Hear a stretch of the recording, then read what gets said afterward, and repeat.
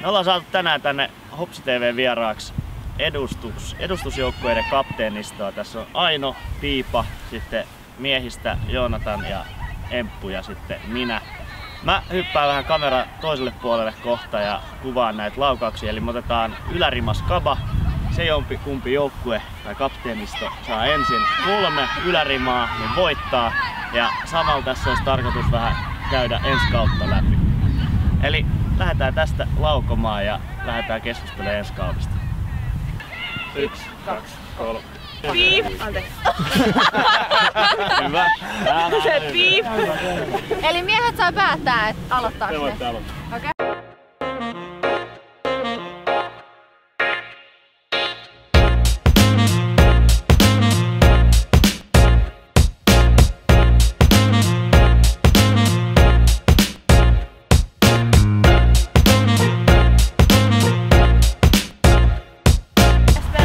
Talvi mennyt ihan jees. Meillä nyt on uusi päävalmentaja. Varmaan. Ai. Sun vuoropiiva. Mä oon tosi pahoillani. Eikö Toni vedä ihan nuoruuden innolla teitä vielä? Toni on aivan innoissa. Tosi monipuolisia juttuja ja runko on pysynyt samalla, joo, mutta niinku... Mut päälle tullut sit niinkun... Ei oo sanonut. Mutta kaikki oikeastaan ketä on tullut uusia, niin on ollut melkein niinku muista ykkösjengistä tuttuja ja valmiiksi. Ei paitsi niinku pari junnua sitten. Niin, mutta muuten on ollut tosi sellaista niinku entuudestaan tuttuja pelaajia kuitenkin. Tosi erilainen kuin vertaa vaikka meidän tilanteeseen, että meillä on tosi paljon uusia nuoria kundeja tohon noin. Vanhat B-junnut. Vanhat peijunut. Nyt taitaa olla puolet hengistä. Suurin piirtein. Joku 11-12. Miltä tuntuu olla vanha? Kyllä täältä sopea tuntuu.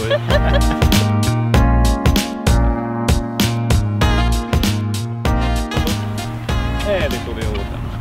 Joo. Huijusta taisi tulla meille.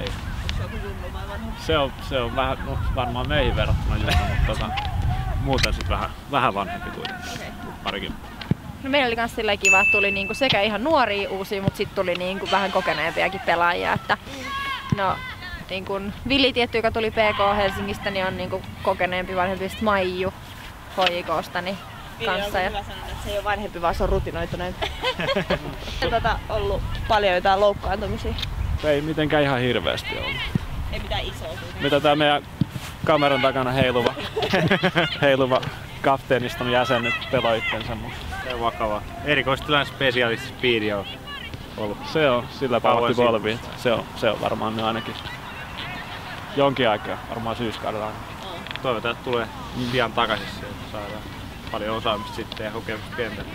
No siis joo, Anna Eldelle eli Eldiksellä siis jo meni akillesjänne poikki tosin viikon perjantaina, niin se oli kausi valitettavasti sit paketissa ja mä tulin sit vähän niinku tästä vanhemmasta kaartista Ainon tuesta varakapteeniksi Eldiksen tilalle, niin saadaan pidettyä jöötä sit tuolla joukkueessa vielä.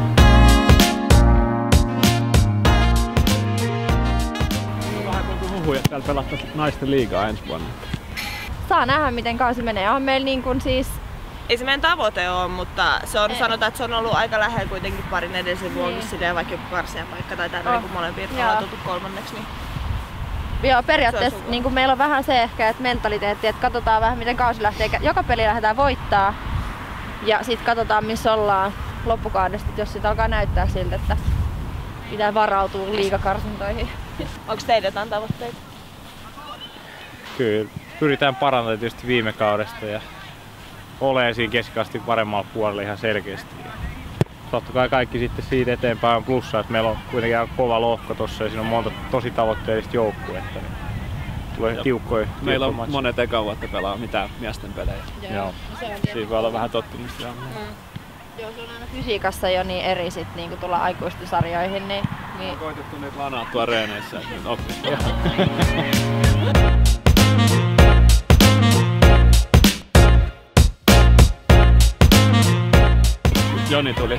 Knuutisen Joni tuli meille coachiksi, niin jatkettu siitä tavallaan mihin Ramiro jäi viime vuonna Jannen kanssa. Janne tietysti jatkaa tossa. Niin koitetaan niinku saada vähän järkeä siihen peliin tavallaan. Silleen, että on niinku tosi järjestelmällisesti lähdetään pelaamaan alhaalta ja silleen kiva, että pakotettu vanhatkin oppii uutta, että mitä pystyy pitää palloa ihan eri tavalla. Et nytkin ollaan kakkosen joukkueet vastaan päässyt pelattu harkkamatseja ja muuta, mutta silti omaa peliä lähdetty. Se opettaa, että pelaa niinku kovia jengejä vastaan ja vähän niinku itseensä parempia. Että sama kuin meilläkin oli nyt just Hongan liigajengiä ja HJK BSM ja HJK liigaa vastaan, niin on ne niinku, että kun ekat 4 harkkapeliä me saatiin aika pitkälti lasketella voittoon, niin sitten 3 sen jälkeen on ollut oikeesti niinku down here. Mut päässä vähän niinku haastaa itteensä ja oikeesti sit yrittää ja keskittyy ja niinku sit tulee se, että sun on pakko luottaa vaan siihen sun omaan tekemiseen ja niinku uskaltaa tehdä niitä asioita, mitä me osataan tehdä. Et jos on aina helppoja vastustajia, niin sä et ikin joudu paineeseen ja niinku siihen ikävään tilanteeseen. Et kyllähän ne koulii paljon enemmän. Onko teidän selkeästi tiedä, kuka voittaa maalikuninkuuden joukkueessa? Eiköhän me luottaa Ella. Joo. Se on ollut niin vahva. Peräkkäin aika kova. Sitäkin voisi vielä vähän hätytellä. Ei niinku poikki toi Achilles-jännä, niin... Ei! Oliko se kolmas? Se oli kolmas! Hei, nyt uusinta! Laittaa paremmin. Kiitos. Kiitos. Kiitos. Kiitos. Hyvä peli.